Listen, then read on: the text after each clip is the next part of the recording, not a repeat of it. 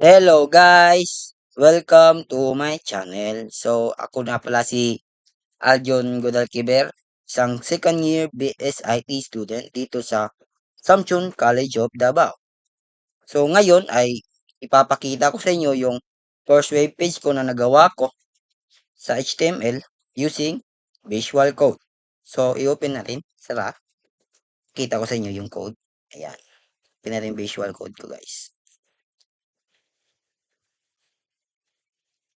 So, ito yun guys. Ito yung code ko. Yan yung code ng webpage ko guys. And ito naman yung webpage ko guys. Yan. Yan, ito yung webpage ko guys. I-minimize natin yung ano, makikita natin yung dalawa. Yan. So, okay. Yan guys. Ganyan. Okay. Tapos, punta tayo dito. So, ayan. So, kung napapansin nyo guys, yung code ko nag-start yan sa doctype. So, doctype, yun, ang purpose nito ay yung anong version ng HTML ang ginagamit natin. So, yung doctype HTML means na version 5 yung HTML natin na ginagamit. So, yun lang yun guys. So, importante talaga to dito para ma-identify talaga yung version ng ating HTML. So, next tag is yung HTML guys. So, yung HTML tag guys ay dito na lahat mag-start yung code natin guys. Sa loob nito, dito natin ilalagay lahat ng i-code natin sa ating web page. Kabilang dito yung head and yung body ng ating web page. So, dito sa head guys, sa head tag naman ay dito natin makikita yung mga impormasyon or nagko-contain ng impormasyon about sa ating web page guys. So ngayon, title lang ang nalagay natin sa ating web page guys kasi yan lang nalalaman natin ngayon. Yan pa lang nalalaman natin. So yan. So yung title guys, so ang title guys, makikita nyo yan sa web page sa ibabaw ng tab. So ayan, pakita ko sa inyo guys ah. Ito guys, yan yung title guys. Diyan yan malalagay. So, bukan natin baguhin guys. Web, website. Yan. Website. Suppose save natin. Save. Control S lang guys. For efficiency. Ayan. Pag i-refresh mo yan guys. Ayan. Nagbabago na guys. Yan yung title guys. Diyan yan maglalagay. Yan. Baguhin muna natin yung page guys. Page. See, yan yung. Maganda yan. So, dito naman sa body guys. Dito na lahat ng mga content na ilalagay natin sa ating webpage guys. Yan na sa loob ng ano. So, mapapansin nyo, naka H1 yun guys. Yan. H guys, yan yung heading guys. Heading, kumbaga, yan yung main heading natin. Mapapansin nyo, yung 1, yan yung size niya guys. So, pag H1 yan guys, yung size niyan, malaki yan guys. Yan. Yan yung pinakalaking size ng heading guys. So, yung heading, ang purpose lang talaga dito, in-heading ko yan kahit para mapupunta yung attention dyan sa una nating paragraph. Yan. So, napapansin nyo, pag open nyo pa lang, ayan, napakalaki. Makikita nyo talaga. Wait lang, save natin. Yan yung purpose ng heading guys. Yan lang. Yan. Yan. Okay. So, itong HR guys, ito, HR, ayan. Horizontal lang talaga yan guys. Parang, purpose lang talaga magsiseparate lang ng ano natin. Part by part na code. So, ayan. Dito, siniperate ko yung heading ko sa aking name and program here. Ayan. Yan lang talagang purpose niyan. Yung linya na yan guys, yan. Papansin nyo yung malaking line dyan. Yan yung horizontal line or HR. Yan. Isa lang yan guys. Wala yung opening or close tag. HR. Isa lang yan. Walang opening close tag yan guys. Tapos, ayan. Ito, paragraph guys. So, ang purpose ng paragraph guys ay maglalagay ng text sa ating webpage guys. So, napapansin nyo. Yan, nakalagay sa aking no, name ko yan. Yan, lalabas yan sa ano. Ayan, lalabas. Ito guys. So napapansin nyo, may maliliit na text at malalaking text. So yan, ito yung gamit natin guys. B guys. So yung B na tag, yan yung bold na tag. Kumbaga, lahat ng text na dito guys ay naka-bold yan guys. So, pagtatanggalin natin yan guys,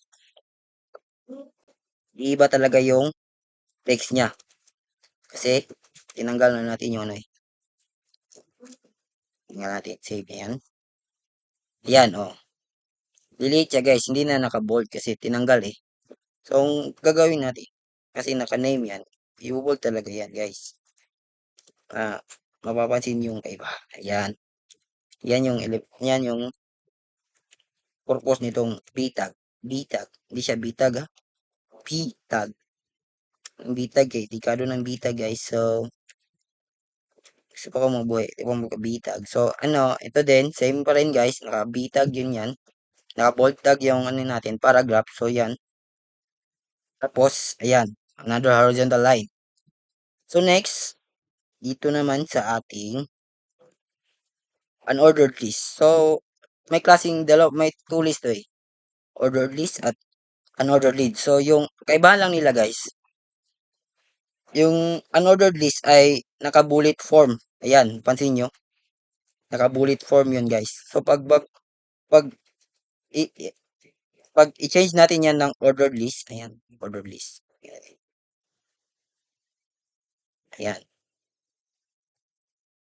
Ang nangyayari dyan, save natin yan. Ang nangyayari dyan guys, magna-numbering yan guys. Ayan. So, ito yung LI guys, yan yung list, yan yung ililista niya. One by one, yan. 2, 3, yan yung purpose ng list guys. Para ma-number niya yung ano. So, yun yung guys, yun yung ordered list. So, pinili ko yung unordered list kasi mas maganda yung ano eh, bullet pag tignan eh. Mas ganda yung bullet kaysa sa numbering guys kasi. Yun lang. Trip ko lang. Trip ko lang gano'n. So, gano'n. Gano'n. Ayan, kabulit na. So, dito naman, yan, ka-horizontal line na. So, dito naman sa ating mga favorite. So, ayan.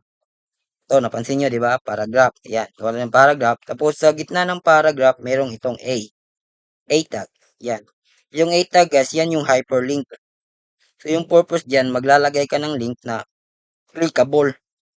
Kumbaga, mag, mag-copy ka ng link na gusto mo, tapos ilalagay mo dito, yan, href equals to, ano yung link mo, tapos ganon. So, ang mangyayari dyan, pag pinindot mo yan, ayun, pinindot mo yan, ayan, ito, visit here, magre-redirect yan dito sa link nating ginawa, yan, ito na link ito. So, napapansin nyo ba yan guys, yung target? Kasali din yan, may purpose din yan eh. So, yung target guys, yung purpose dyan ay parang redirect niya eh, sa new tab. Kumbaga, kung wala yan,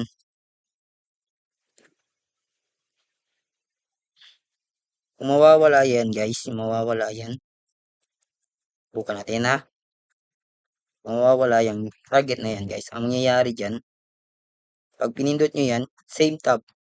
Yan, o sa same tab lang, ma-open yung link guys. So, maganda yung may target talaga guys kasi mariredirect siya sa new tab para hindi masyadong ano eh, hindi magubot, hindi pangit, hindi mag-next, hindi ka na magbaba. No, ayan. Yan lang purpose ng target guys. So, napansin niyo meron din palang ano dito, ayan. Naka-hyperlink din tong isa. Ito yung hinarpilink ko guys. Ito yung line na hinarpilink ko. Napapansin niyo nagkitnaan yan siya ng open A tag, close A tag, at open A tag. So, ito lang na word. So, kung dadagdag natin yung song, ang nangyayari dyan, ngayon dito, ipabalik. I-move natin dito, add songs. So, add songs. Ayan. Ayan. Save natin. So, yung pag yan na, yung dalawa na yung mag-clickable. Yan. Ganun yun, guys. Kung nasa gitna siya ng hyperlink nga tag, ganun. Yan mo ilalagay dyan. Sa gitna ng kanya, ano. Tapos, dito, paragraph. Tapos, dito, image source. So, sa nangyari dito, guys, naglagay ako ng ano eh, image ko eh. Dito na yan, same folder na yan kasi ito yung gagamitin nyo pag nag-ano kayo ng ano, image guys, maglalagay ng image sa inyong website. Image source lang gamit nyo guys. So ayan, ito yung image na ginamit ko. Tapos napapansin nyo, may wet yan. Para ma-resize yung ano ko, ma-resize yung image ko guys. Kasi pag wala yan guys, ano yun guys ha? Yan, oh, yan lang yung size niya ha. Tatanggalin yan guys. Nangyayari dyan, lumaki yan guys. Yan yung size niya eh, real size niya. So, ang pangit tignan eh. Pakalaki niya no. Pakalaki niyan. So, ang gagawin nyo lang dyan, lalagay kayo ng weight. Ayan. Tapos, 300 lang. Yan na yung 300. O ano yan. Yung 300 guys, yan yung pixel size niya. Matic na yan guys. Pixel size yung size niya. Di na ano. Pixel size yung 300 guys. Yan yun guys. Yan. Save natin. Ayun. O, diba? Yan lang, mga basic lang talaga yung ano eh. So, kung napapansin nyo yung web page design ko, ayan. Ayan. Dito sa web page ko guys. So, napaka straightforward talaga yung intention ko dito kasi beginners pa tayo eh. Hindi pa masyadong biyasa. Wala pa ako masyadong madagdag. Kumbaga, maliit pa lang yung natutuhan ko. So, yan lang yan. Simple lang yan guys. Basic pa kasi yung mga conditional pa. Kumbaga, yung ating natutunan. So, yun. Tapos, yun nga. So, kung bibigyan ako ng oras, malamang, didesign ko pa yan. Lalagyan ko ng kulay itong hi dito. Yung web page, ganyan. Lalagyan ko ng mga design yan. Para mas, meron siyang appeal. Pero, wala eh. Wala talaga eh. Late lang oras. Tapos, hindi pa natin familiar yung, ano, HTML. Medyo basic pa talaga yung natutunan natin eh. Tapos, so, ang important na concept yung natutunan ko dito, yung important concept ay, yun nga, structural, gaano ka structural tong ano natin, HTML talaga eh. Nakakatulong talaga to eh. Pag gagawa na tayo ng web page guys, yan yung natutunan ko talaga. Grabe mga basic, mayroon pang ano, elements, mayroon pang to. Mayroon pa rin tong iba eh, strong, yun natin, strong ano, strong element, ayan. Save, yeah, ayan. Be, strong. Gusto ko naman na. Ay, bata to guys. Hindi ata to strong. So, yun guys. Meron ng iba yan. Malami yan eh. So, mali yung na, ano ko. Pala yung strong. Underline.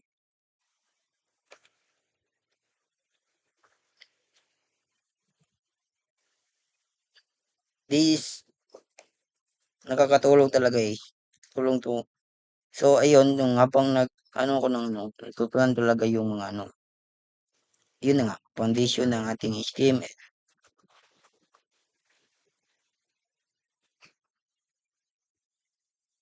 So, kumbaga na naintindihan ko na yung ano, paano ginawa yung webpage guys talaga. Basic pa nga ito guys eh. Kung ma-delve in na natin to, talagang madami talaga akong matutunan kung paano gagawin yung web page guys. So, yeah. So, one thing that I want to learn about this HTML is that, yun lang, mga, ano, paano maglagay ng video, kung ano pa namang, mga ano dyan, lalagay dito guys. So, yun lang guys. Yun lang ang aking mapapakita ngayon. Kasi yun lang talaga nalalaman ko. At yun lang. Thank you for watching. Thank you. Bye bye.